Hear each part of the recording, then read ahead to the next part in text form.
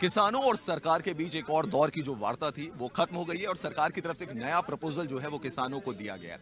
एक चीज और भी है, जब वार्ता हुई किसानों और सरकार के बीच में तो कर्ज माफी को लेकर कोई क्लैरिफिकेशन जो है वो सामने नहीं आया है। साथ ही साथ किसानों की पेंशन को लेकर भी जो बात की जा रही थी उसको लेकर भी कोई क्लैरिफिकेशन नहीं आया है। मैं आपको दिखाना चाहूंगा, ये है Mahatma Gandhi state institute of public administration, जहां पे कि 3 घंटे से भी ज्यादा लंबी वार्ता चली और ये चौथे दौर की वार्ता थी, लेकिन अभी कोई कंक्लूसिव रिजल्ट इसमें नहीं आया है।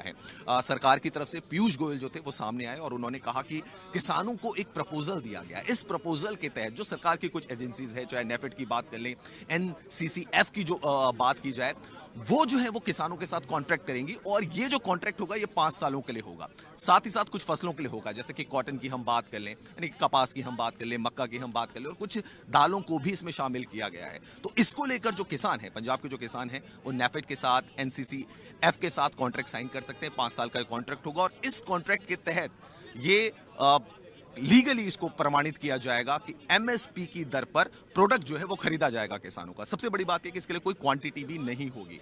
अब सरकार का ये साफ तौर पर कहना है कि ये किसानों को डिसाइड करना है, यानी कि गेंद जो है वो किसानों के पाले में सरकार ने डाल दी। इसके बाद किसानों के जो प्रतिनिधि हैं वो भी सामने आए और किसानों के प्रतिनिधियों का भी ये साफ तौर पर कहना था कि वो विचार विमर्श करेंगे अपने साथियों के साथ, कुछ एक्सपर्ट्स हैं उनकी भी वो राय लेंगे, तो इसके लिए उनको थोड़ा समय चाहिए। साथ ही साथ किसानों का ये भी कहना है कि दिल्ली कूच का जो प्लान है वो स्टैंड बाय पर रखा गया है, यानी कि अगर किसान प्रतिनिधियों में और किसानों का जो दायरा है उसमें सहमति बन जाती है सरकार के प्रोस्पेक्ट को लेकर, सरकार के प्लान को लेकर, तो फिर वो अपनी जो बात है वो सरकार को बता देंगे। लेकिन अगर सहमति नहीं बनती है तो फिर वो सरकार से आग्रह करेंगे, सरकार से निवेदन करेंगे कि उनको शांतिपूर्वक मार्च करने दिया जाए दिल्ली तक के लिए। यानी कि स्टैंड बाय उन्होंने प्लान रखा हुआ है अपना दिल्ली तक का, लेकिन इसमें कितना समय लगेगा, जो किसान हैं वो अपने साथियों से, बाकी जो उनके साथ संग जुड़े हुए उनके साथ चर्चा करेंगे, इसके लिए भी उन्होंने थोड़ा टाइम मांगा है। वहीं सरकार का भी ये कहना है कि वो दिल्ली जाकर अगर किसान उनको बता देते हैं अपनी मंशा, तो वो दिल्ली जाएंगे और वो भी इसके बारे में डिस्कशन करेंगे। तो कुल मिलाकर देखा जाए तो एमएसपी को लेकर जो तमाम तरीके की बात हो रही थी, गारंटी की जो बात हो रही थी, उसको लेकर पीयूष गोयल ने ये बात तो साफ कर दी कि देखिए एक बहुत बड़ा प्लान है और इस प्लान को और इस पॉलिसी को बनाने में थोड़ा टाइम चाहिए।